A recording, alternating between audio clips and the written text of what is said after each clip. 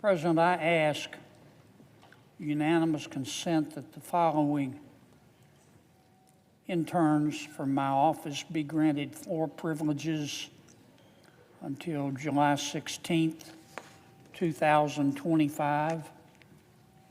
Mr. Charles Romer, Ms. Melissa Blumquist, Ms. Caroline Garrett, Mackenzie Connaughton, Lindsay Moore, Madeline Champagne, and Mary Quasser.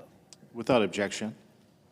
Thank you, Mr. President. Also with me today is Mr. Will McCarthy, one of my colleagues from my Senate office. Today, Mr. President, as you know, we're going to start talking about, put up the first one.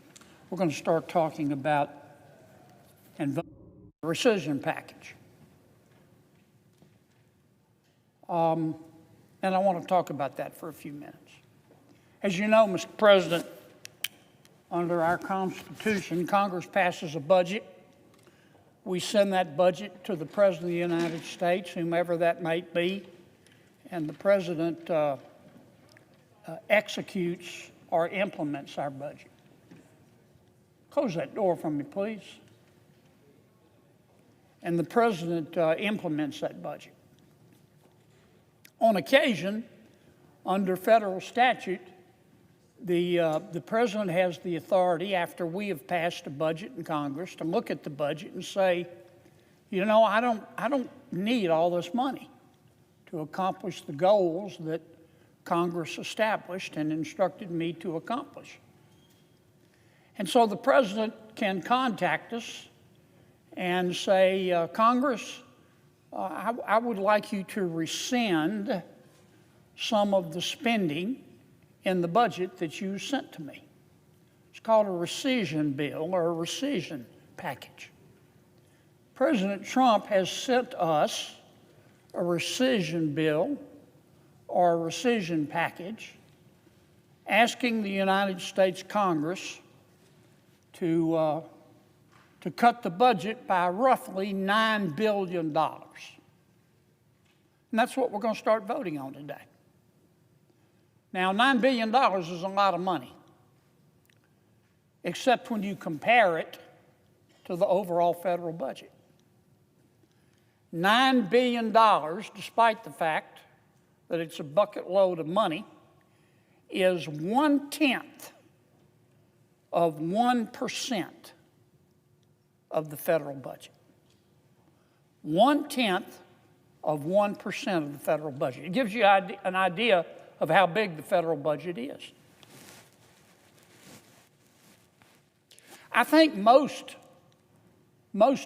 people, most adults anyway, understand that in life, what you say doesn't really matter.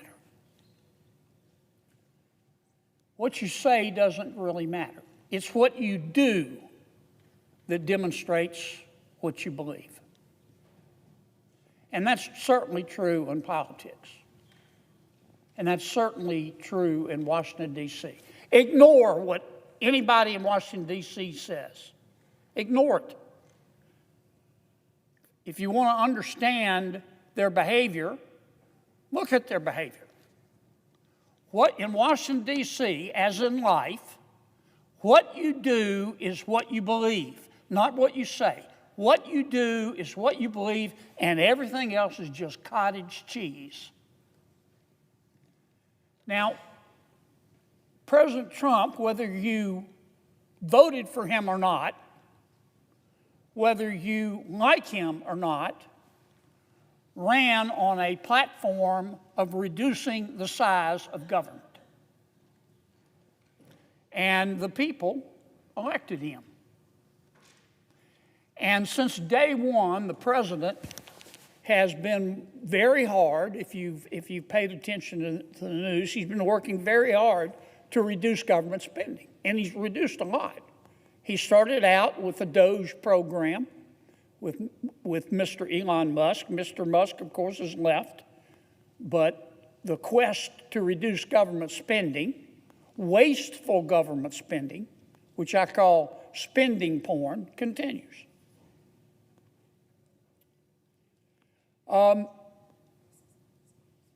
Every Republican in the United States Senate has voiced approval of what the president has done. Every Republican, every one of my colleagues, myself included, has said to the president, "Attaboy, Mr. President, go get them. Keep issuing those executive orders. Reduce the spending. We're spending too much money. We've got a $37 trillion debt. Keep going, Mr. President." And the president has, but he's been doing it through executive order. There's only so much you can do through executive order. An executive order issued by a president expires when the president's no longer in office. The only way to permanently reduce spending is to have Congress act. And that's what the president's asking us to do in this rescission bill. What you do is what you believe, and everything else is just cottage cheese. The rescission package that the president has sent over is we're going to start considering it today. And after listening, in some cases for years, but certainly for the last 100+ days since President Trump's been in office, after listening to my Republican colleagues talk about the importance of reducing spending, it's gut check time. It is gut check time. Because what you do is what you believe, not what you say. And now my colleagues and I have an opportunity to really support the president. Now, I don't know if this bill is going to pass.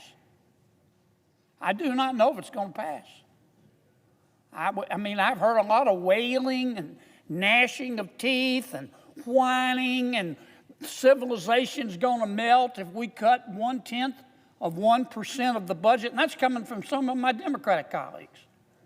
They're entitled to their point of view. But I want to put this in context. After all of us on my side of the aisle telling the world that we need to reduce spending, if we vote against this rescission package and refuse to reduce spending by 0.1% of the budget, we ought to hide our heads in a bag. We ought to hide our heads in a bag.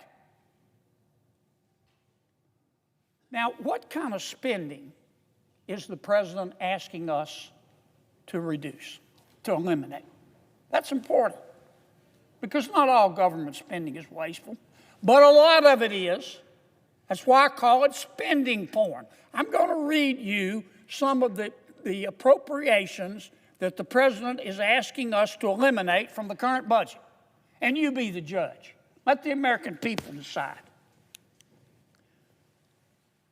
The president is asking us to eliminate $5.1 million of taxpayer money in the American budget and the federal budget that is there to, quote, strengthen the resilience of queer global movements. The president is asking us to rescind $6 million for media organizations and civic life for Palestinians. The president, in light of our $37 trillion budget deficit, is asking us to reduce a program in the amount of $3.9 million for lesbian, gay, bisexual, transgender, queer, and intersex population in the Western Balkans. The president is suggesting that we eliminate a program, $1 million for voter ID programs in Haiti. This is your money, folks. The president is asking us to reduce the budget by $3 million, which is appropriated for, quote, sexual reproductive health in Venezuela. $3 million for circumcision, vasectomies, and condoms in Zambia. I didn't make this stuff up. It's in the budget. $3 million for Sesame Street in Iraq. $833,000 for transgender people, sex workers, and their clients in Nepal. $882,000 for social media mentorship in Serbia and Belarus. $3.6 million for pastry cooking classes, cyber cafes, and dance focus groups for male prostitutes in Haiti. How many Americans, Mr. President, do you think we should be spending their money to fund male prostitutes in Haiti? But there it is in our budget, bigger than Dallas, and the president is saying, cut it out. $6.2 million for Venezuelan migrants in Colombia, $500,000 to buy Rwanda electric buses. I love Rwanda. If they want electric buses, they've got a budget. $300,000 for a pride parade in Lesotho. $300,000 for lesbian, gay, bisexual, transgender, queer, intersex advocacy in Uganda. $500,000 for biodiversity in Peru. I could keep going. I could go the rest of the day and the night. Now, I know what you're thinking. How in God's name, on God's green earth, did this spending porn get in the federal government's budget? Why would Congress put it there? Well, I'm going to tell you why. We didn't. When we pass a budget, we pass budgets based on programs or agendas or line items. We don't put in there that we'd like to spend $5.1 million strengthening the resilience of queer global movements. We appropriate money by agency or line item. For example, we might appropriate money for the Economic Support Fund. Or if you look at our budget, you'll see money appropriated for the United States Institute of Peace. And if you look at our budget, you'll see money that Congress has appropriated for migration and refugee assistance. And then this money goes to the bureaucracy. And the bureaucracy takes the money that we have appropriated, for example, to the Economic Support Fund, and they decide to give it to their friends, usually non-governmental organizations, to fund these nonsensical items that I just spent a few minutes reading. Congress didn't vote to spend $3 million on sexual reproductive health in Venezuela. We voted for a program that the bureaucrats took and spent on sexual health, reproductive health in Venezuela. That's not an excuse, but I get that question all the time. Why did Congress vote to do this? We didn't. The bureaucracy did. It's a giant rogue beast. But the point is, Trump caught it, and his people caught it, and the president is saying, get rid of it. We would be better off. All these programs of spending porn, we'd be better off taking this money and spending it on tax, on scratch tickets and blackjack. We'd be better off taking all of this money that I just talked about and spending it on scratch tickets and blackjack. At least taxpayers might have a chance of getting a return. That's how out of control this is. But if you listen to some of my colleagues, oh my God, if we cut $9 billion civilization, if we cut this spending porn, civilization's going to melt. Now, there's one other thing in our budget that the president's asking us to cut. He's asking us to cut a little over $1 billion for what I will call public broadcasting. When I say public broadcasting, I'm talking about the Corporation for Public Broadcasting. I'm talking about the Public Broadcasting Service, or PBS. I'm talking about National Public Radio, NPR as we call it. We spend anywhere from $500 to $600 million a year on public broadcasting. Why do we do that? Well, we started doing it years ago, at least 50 years ago, a time when there were only 3 television stations and a few radio stations and newspapers. And a lot of folks in rural areas, they didn't get the television stations. They didn't get any news at all. They might live far enough away from a major city so they didn't even have a daily newspaper. So Congress said, you know, we want everybody to know what's going on in the world. We're going to start public broadcasting, and we're going to give them money every year. And they won't have to run ads because we're going to spend taxpayer money to give to these radio stations and television stations. Well, that was 50 years ago. Today, American people have access to all forms of media: streaming, cable TV, network TV, TikTok, Twitter, newspapers, those that are left. No one's in a news desert anymore. So why are we spending money on public broadcasting? $500 million a year. Now, the other factor, it's undeniable that public broadcasting has become political. Unless you've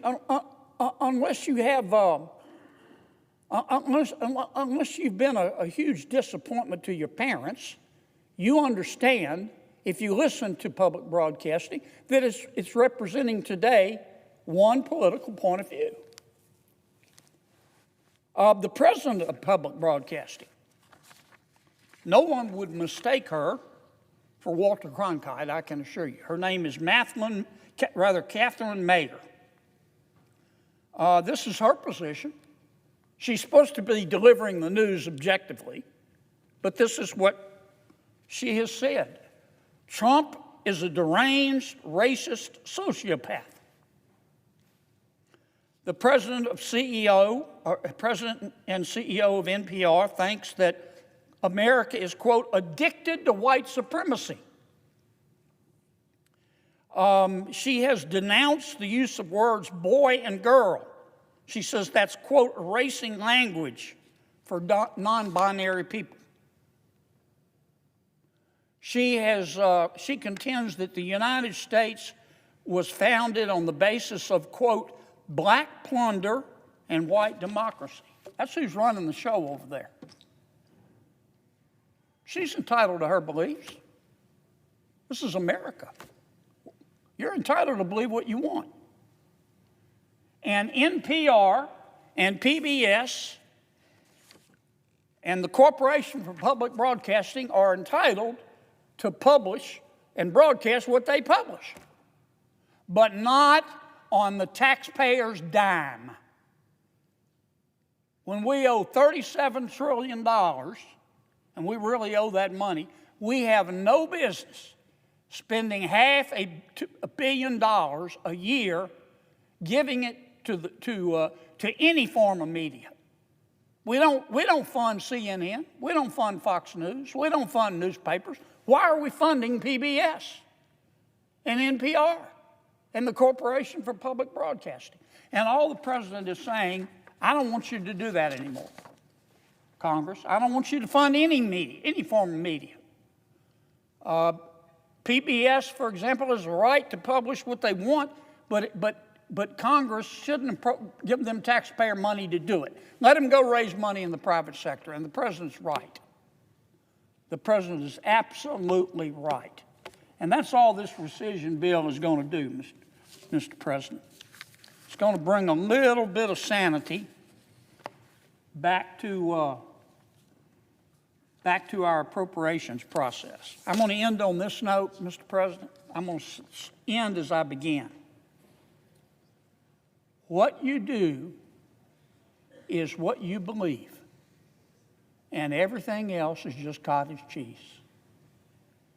I've been here 10 years, every one of those 10 years, but especially in the last 100 days, since President Trump was reelected and started talking about reducing spending, I've listened to all of my Republican colleagues encourage the president and say, that's great, we've got to reduce spending, we've got to reduce spending. Well, here's your chance. Here's your chance. It's gut check time. You either believe in reducing spending or you don't. You either support spending porn or you don't. We're going to find out who does and who doesn't here in about 3 or 4 hours. Mr. President, I yield the floor.